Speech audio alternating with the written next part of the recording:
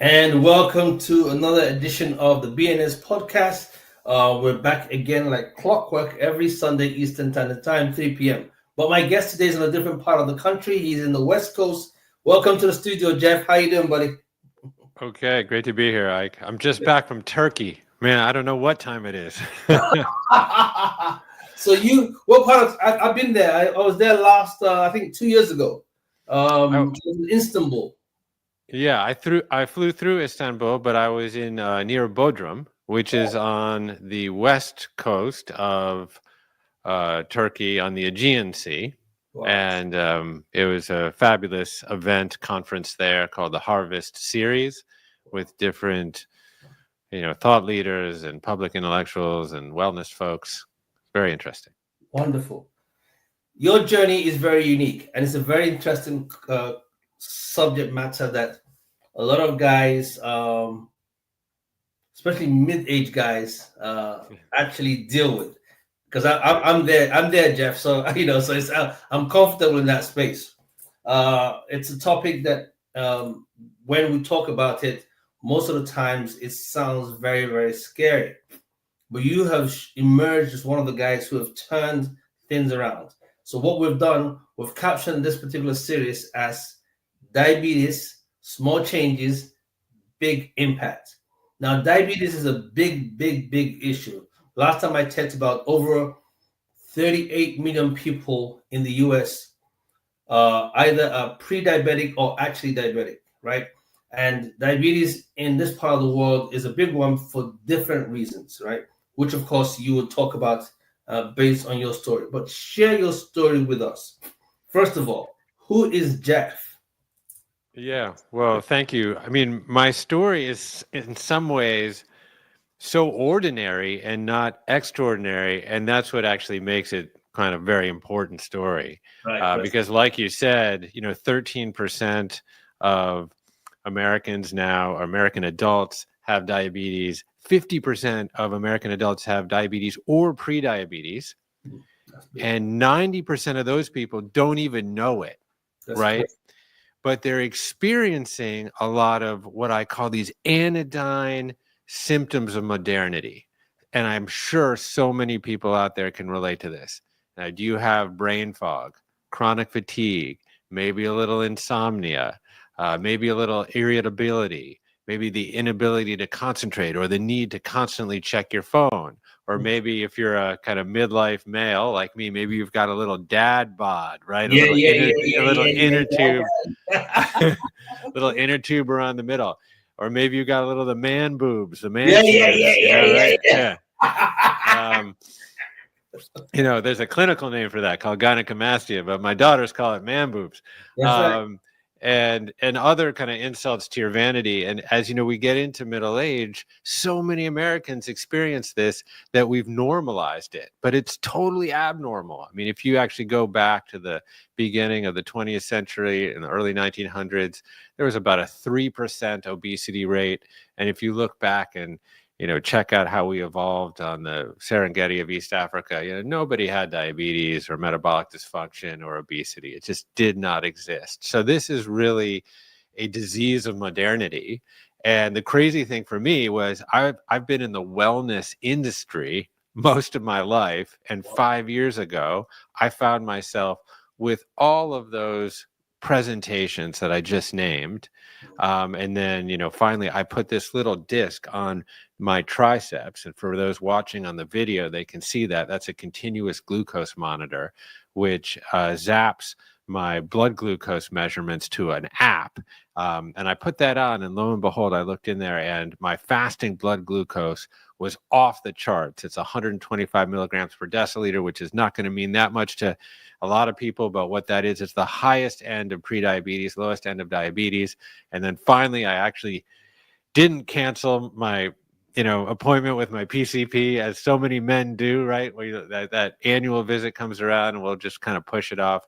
But I went to go see her, and lo and behold, she ran some blood panels, hemoglobin A1C test, and she diagnosed me with diabetes. And so this was a huge wake-up call for me, as someone who thought they were kind of pretty healthy. Yeah, I was carrying some additional weight. I was, 210 pounds, but, I was still, shopping at Whole Foods and, raising my daughters and paying my taxes. And I was like a respectable member of society.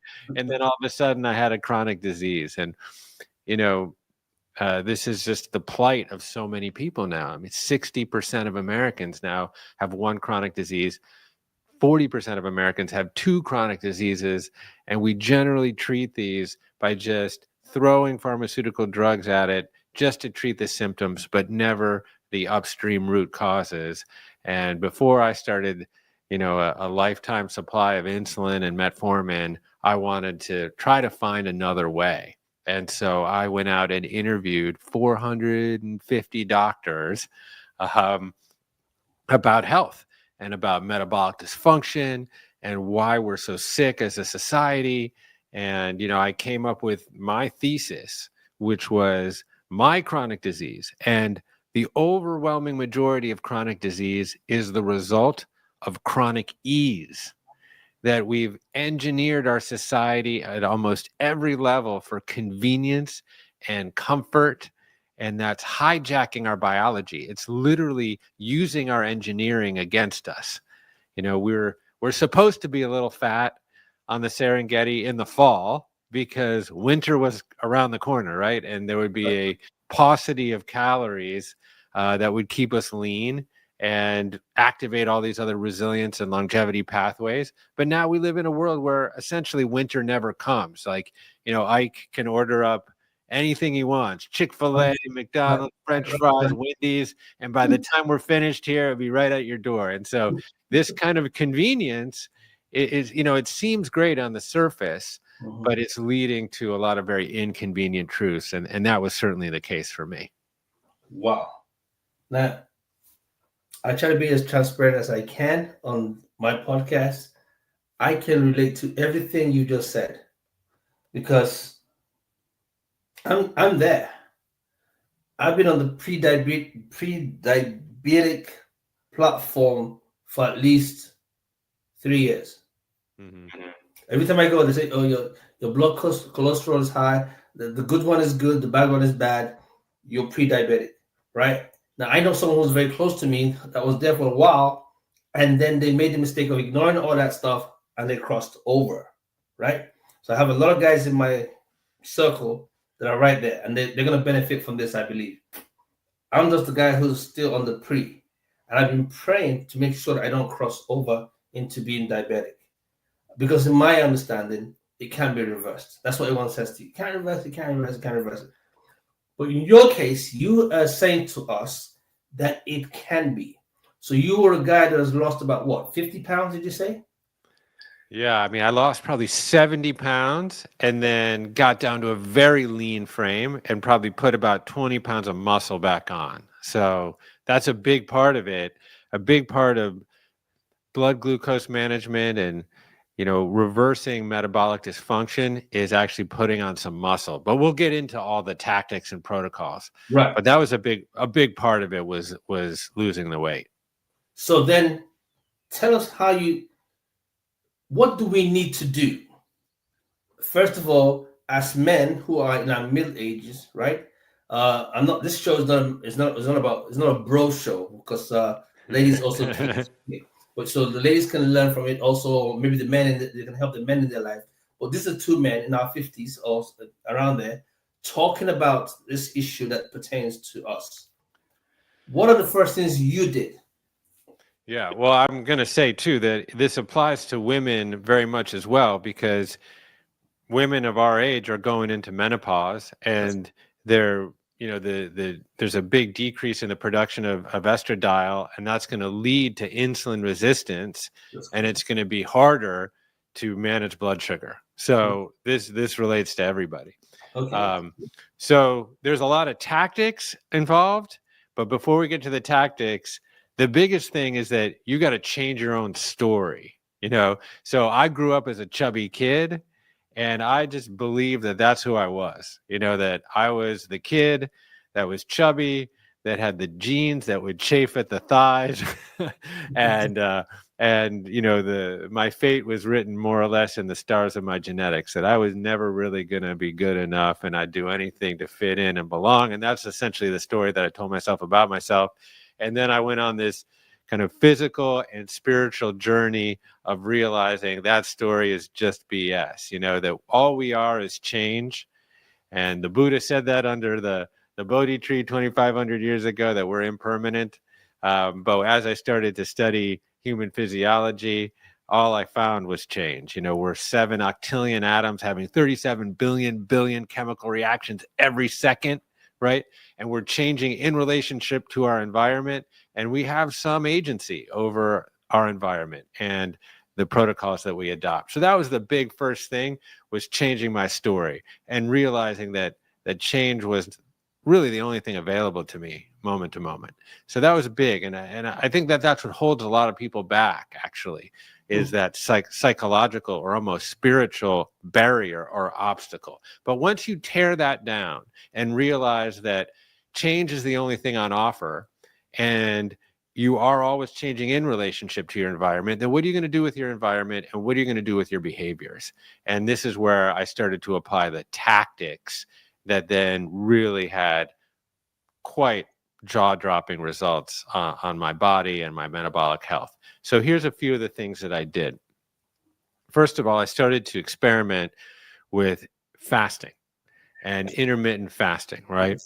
So when I was honest with myself, I was probably eating across 16 hours of the day. And if people do an honest inventory about their lives, they're snacking, they're eating after dinner, etc. I had to reverse that completely, and I adopted what is known as a 16-8 time-restricted eating protocol, where I consolidated all my consumption of food into an 8-hour window. Generally, for me, that was around 10:30 to 6:30.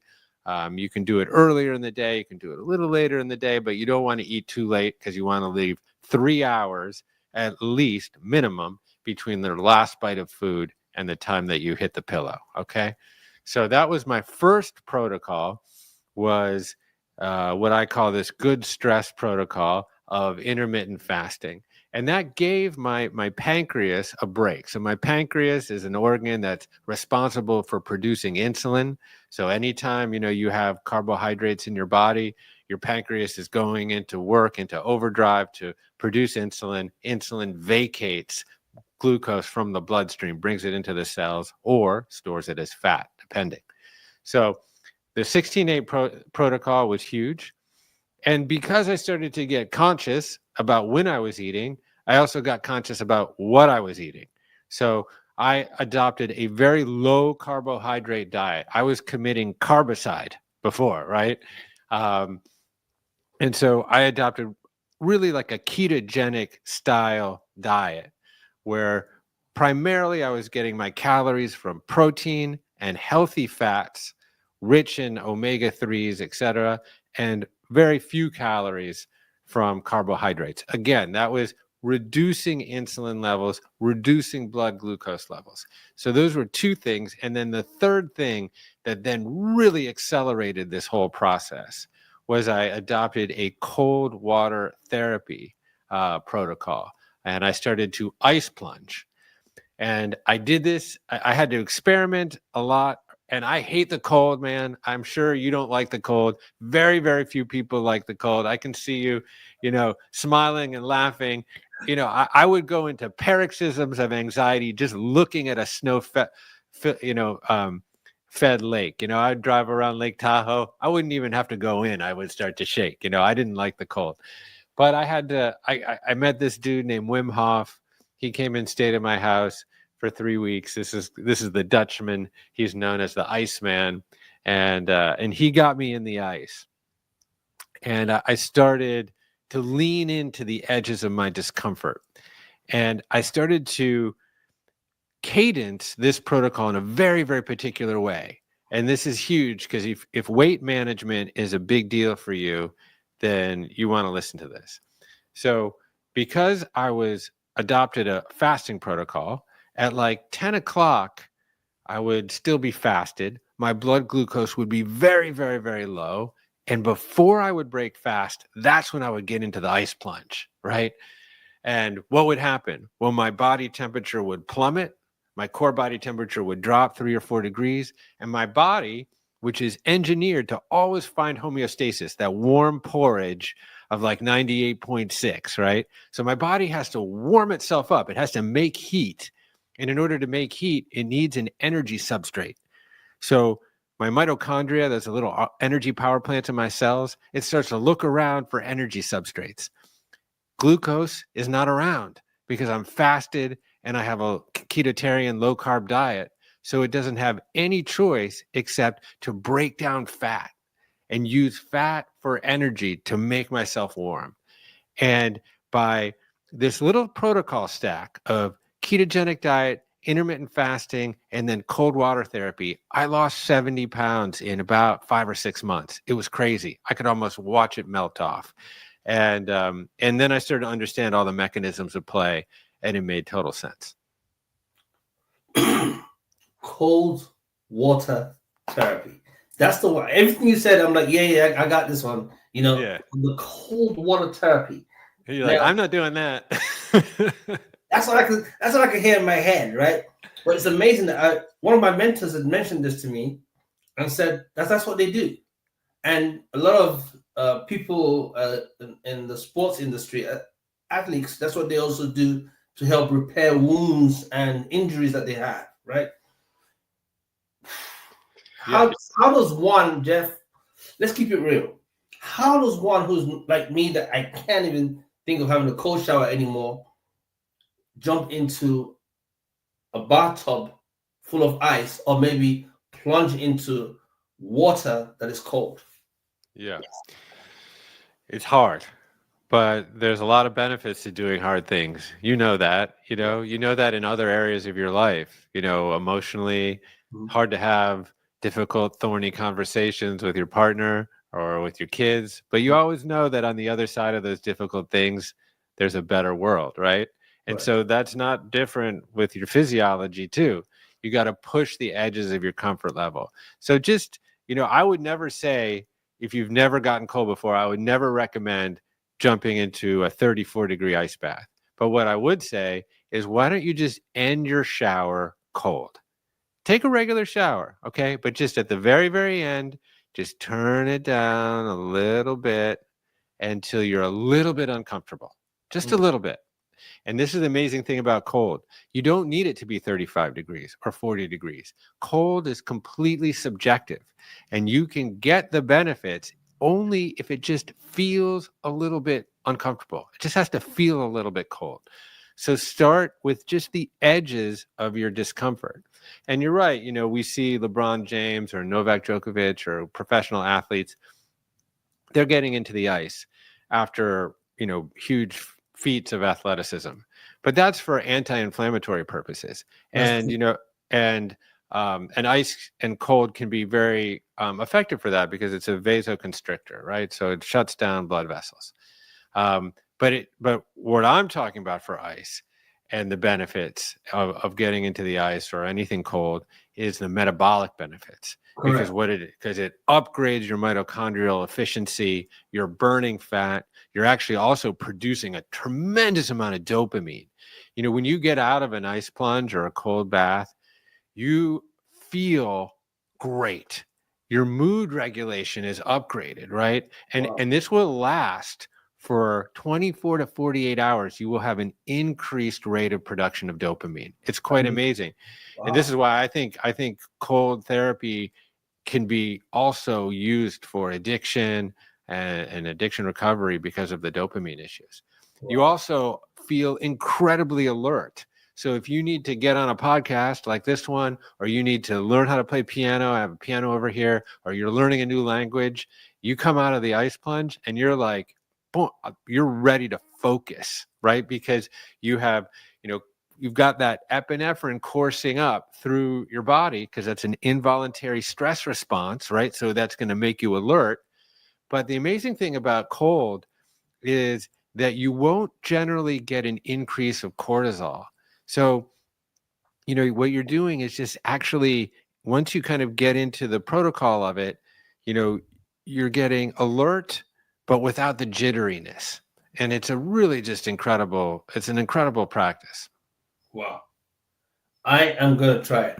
I'll start with a shower because I completely agree with your experience, what you've dealt with, what you're going through, and what you went through to get the success you've done.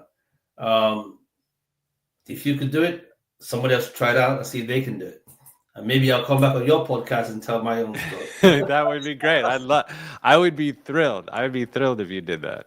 Wow. Okay. And you said it took you 5 months. So, because everybody's different. So you have your own pace when you're trying to lose. I don't want to lose 70 pounds. So, yeah, I mean, for me, it was about 5 or 6 months, and I saw, even more importantly than the weight management, I started to see a lot of blood sugar regulation during that time.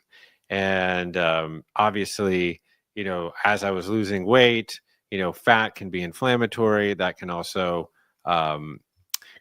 contribute to a degree of insulin resistance, et cetera. But also during this period, I started to do, as we talked about before, a little bit of resistance training. So I started to get into the gym and build some muscle. And muscle is key. It's the essential organ for blood sugar management because muscle is just greedy for glucose. It vacuums glucose out of your blood. And the amazing thing is when you contract a muscle, you don't even need your pancreas to make insulin to uptake that glucose out of the bloodstream. So, the more muscle, even muscle at rest is more metabolically active. You're going to have a higher basal metabolic rate. So you're going to be burning more calories just sitting around watching Succession or Curb Your Enthusiasm, whatever you like to watch, if you have some more muscle.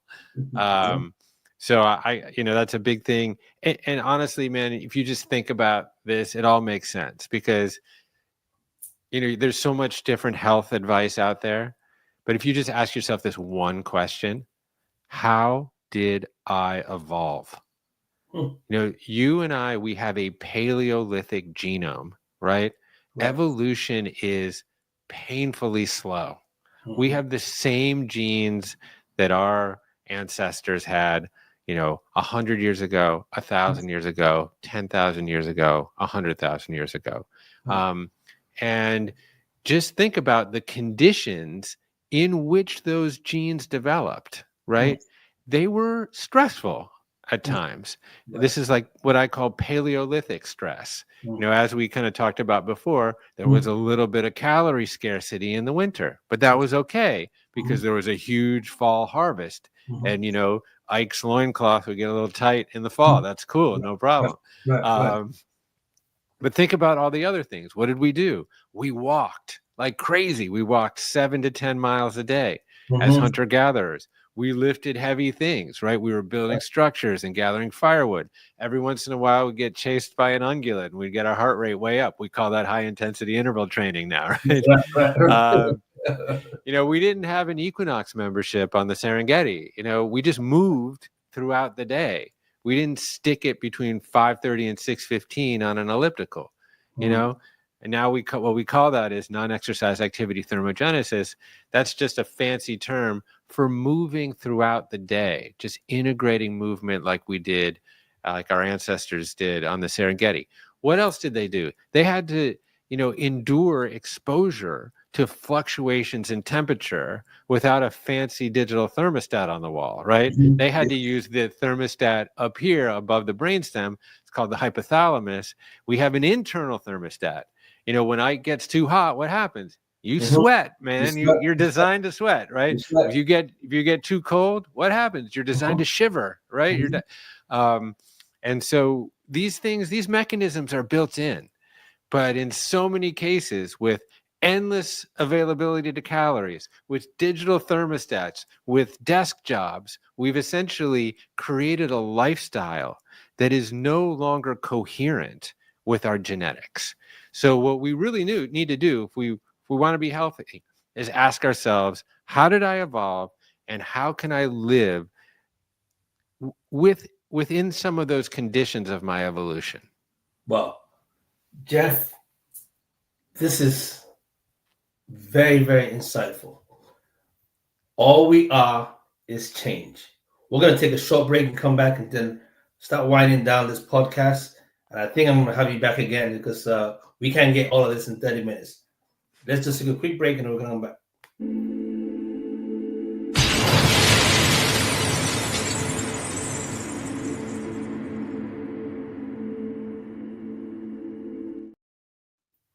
Welcome back to the BNN podcast. My guest today is Jeff, and Jeff has a phenomenal story. I'm not going to take up much of the time. If you were not there for the first part, just go back and check it out, and then come back in again and catch up with us. What a story!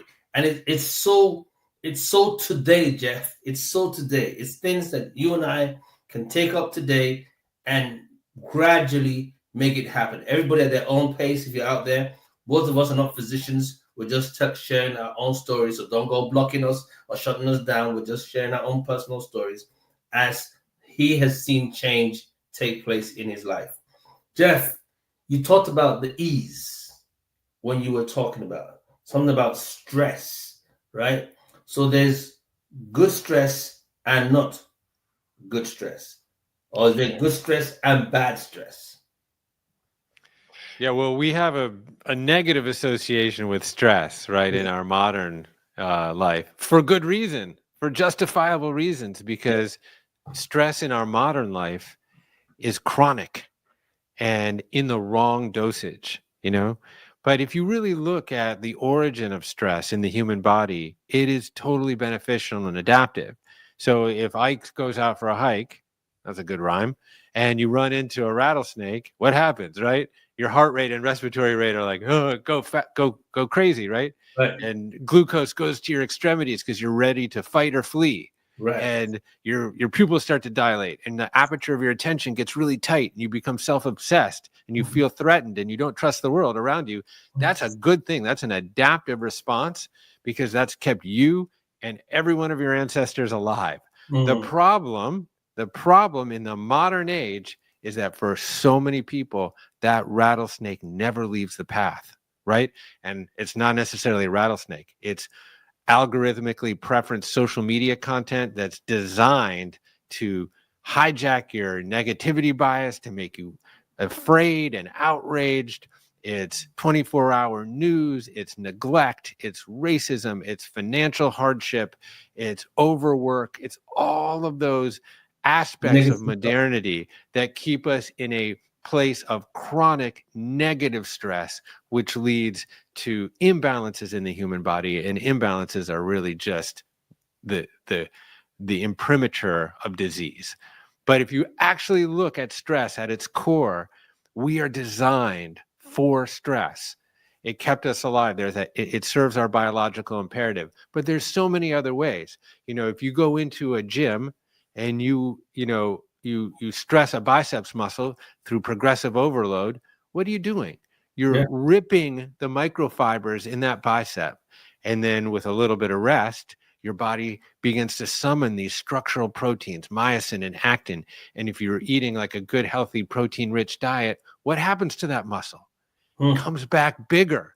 It comes back stronger. We know that what doesn't kill us makes us stronger, right? And you can apply that to so many areas of your life. We have an immune system, for example. How does that immune system work? Through some low-grade exposure to outside stressors. We call them pathogens or bacteria or viruses. They come into the human body in some way. We have these B cells as part of our adaptive immune system. They see that stress. They wind up these antibodies, these proteins that then fight off an infection. And the amazing thing is that those cells have memory. So then when we come across that virus or bacteria again, we have the preloaded recipes for it, and you can go on and on. There's so many aspects of the human body that are designed to make good use of stress or to metabolize stress. I mean, this is why we cry even. When humans cry, we're actually flushing out stress. If you analyze tears, emotional tears in a chemistry laboratory, what you find are stress hormones. ACTH, adrenocorticotropic hormone. And so when you're crying, you're actually fleshing out, you're metabolizing somatically that stress. You're getting it out of your body. So we don't want to demonize or stigmatize crying. It's actually an adaptive It's mechanism. good for us. Definitely good for us. I know it's good for me, man. So I don't have a problem crying. And most men have a problem crying, and that's why our stress levels are very high. That's right. 3 questions, and we're going to wrap up this show. Question number 1 would be, is there a difference between wellness and well-being in your world? Interesting. That's interesting. I think well-being is a deeper form of wellness. At least in my experience. Yes, that's what I asked.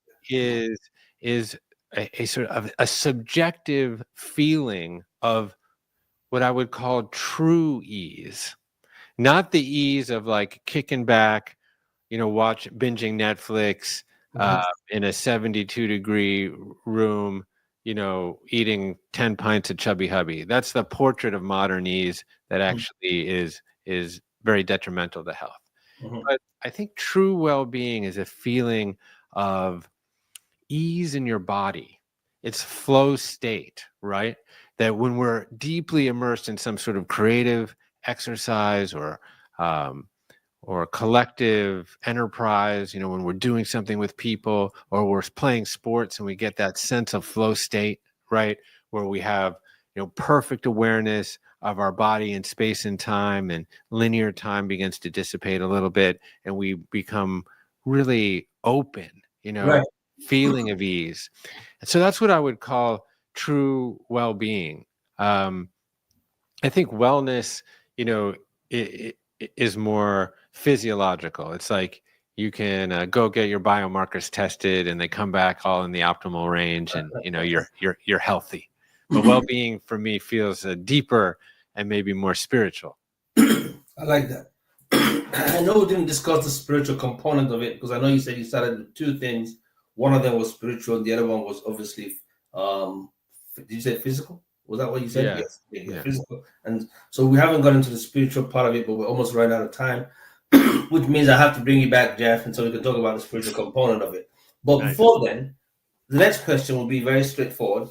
Again, take a minute.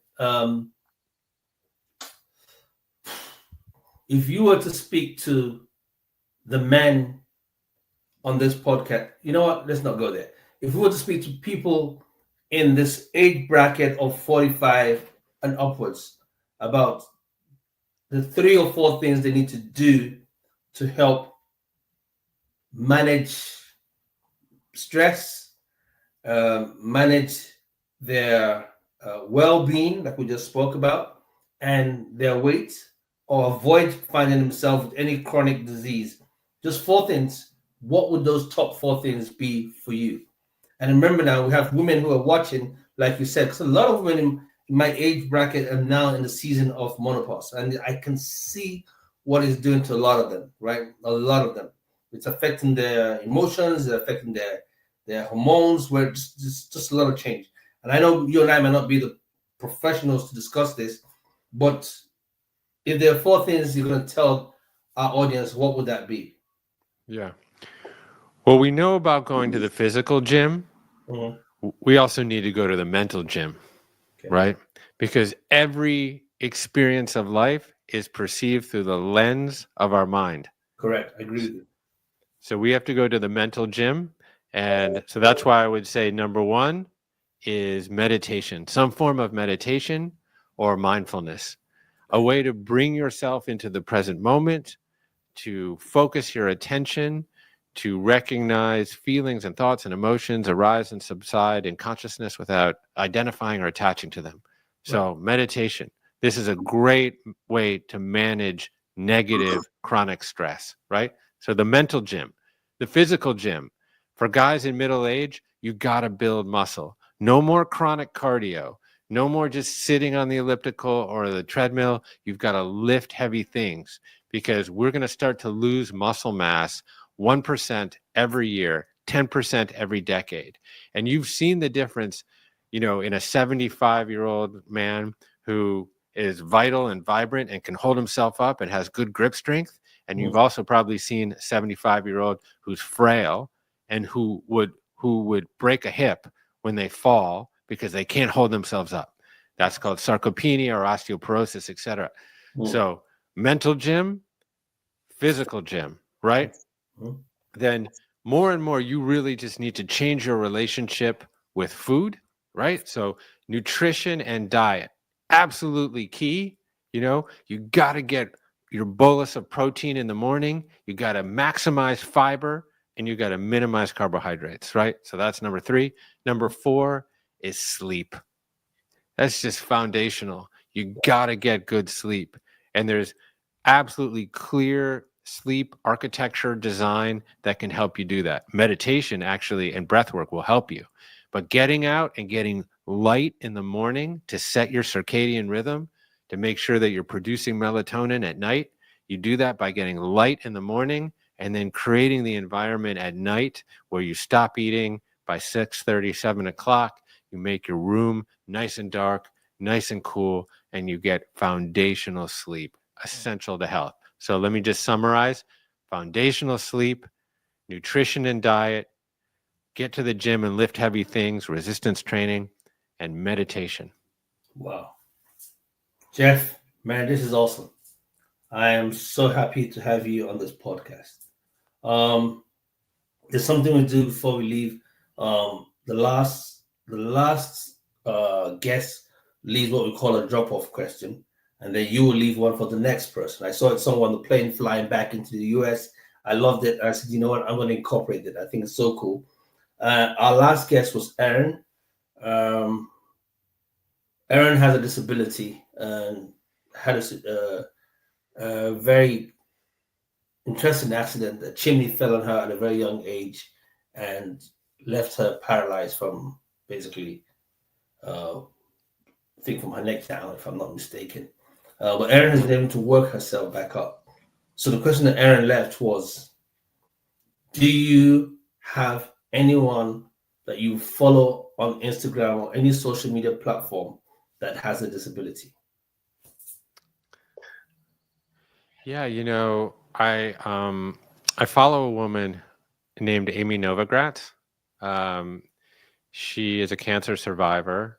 It left her with some disability related to movement with her kind of in her left arm and her leg. Okay. And she suffered quite a bit, but she found purpose in her suffering. Wow. And she managed to transmute what I would call post-traumatic stress to post-traumatic growth. And she became a steward of healthy oceans. And now she's out speaking, even though it's very difficult for her to get around. She's out there traveling and speaking about saving our oceans. And she is really just an inspiring woman. Awesome. Good job. So now your turn. We don't know who the next guest is. We don't know what they look like, what their gender, what their race is going to be. What would be your drop-off question? Okay, here it is. And I did a little salon dinner party the other night. And this was the question that everybody answered, and it was a good one, which was, what's the greatest compliment you've ever received and why? Whoa. That's interesting. Yeah. What is the greatest compliment you've ever received and why? So why did you receive it, or why was it the greatest, correct? Yeah, why was it the greatest compliment? Because sometimes the reason behind the greatest compliment is the more interesting part of the answer. And I have it. I've written it down, and I know my team have taken note of that. Jeff, thank you so much for making out time to be on our podcast today. We're running out of time. I just want you to take a minute, Jeff, look into the camera and speak to our audience. Take literally a minute and just tell them whatever you want to talk about. And then let us know where we can find your book. You have a new book out, Jeff. It's called Good Stress. Let's let our audience see it. Awesome. Yeah. Yep. Here we go. Okay, Good Stress. So guys, follow Jeff. Jeff, where can they find that book, first of all? Because I know folks who want to buy it. Yeah, it's on all the different places, Amazon, etc. But if you go to goodstress.com, I can bundle in all sorts of good bonuses in there. So go to goodstress.com and you can find it there. So if they mention that they came from the BNS podcast, they get a little discount or something. Yeah, sure. Why not? Why not? Yeah. Yeah. Well, I really appreciate this opportunity to connect with you and with your audience. You know, you're building an amazing community. It's a beautiful, beautiful thing. And, you know, there's a lot of protocols that we talk about, you know, those are tactics for being well. Mhm. But, you know, I've interviewed 450 people about well-being. And here's what I found. And it was very interesting because I interviewed the guy at Harvard who's run the longest longitudinal study on human health and happiness. And I asked him this question. I was like, what is the number one determinant of health and happiness? And without a single hesitation, he said to me, Jeff, it is the depth of one's social connections. It's social bonds, it's community that is the number one determinant for health and happiness. So this is why what you're doing is really important. You're connecting with people, you're building a community, and sometimes we forget how important that is. But again, how did we evolve? We evolved in community. We didn't evolve as individuals. We didn't evolve in single family homes. We evolved living in tribes where we were accountable to each other, where we raised each other's children, where we provided for each other, where we hunted and gathered for each other. And we're wired to be connected. We're wired for community. So that's what you're doing, I think, is so important. Thank you so much, Jeff. Wow. Thank you. Truly appreciate it. All right, guys, that's been we're bringing it to an end. I know the folks at the back end are saying we've passed our time, which is fine. I get to call the shots who stays and who doesn't stay. So Jeff is staying. So yeah, just messing around. But on a serious note, Jeff, thank you so much. And if you're following us on Instagram or any of our social platforms, Facebook, YouTube, please just click the notification button, share, tell your friends, your loved ones, tell your friends and your frenemies, whatever they call them, you know, just to continue coming down to this podcast because we've been here and hopefully we're here to stay. Jeff, it's such a pleasure talking to you, my brother. I just feel the connect already, and that book is going to be in my library, so you don't have to worry about it. And I'll let all my friends hopefully grab it because a lot of guys need to hear this. So this is one show that I believe is going to be for the books. In our famous 3 words: more grace, more love, and more peace. Take care and stay blessed. Thank you, bro. Thank you. Thank you, man. All right, let's sign off. Goodbye. See you guys next week.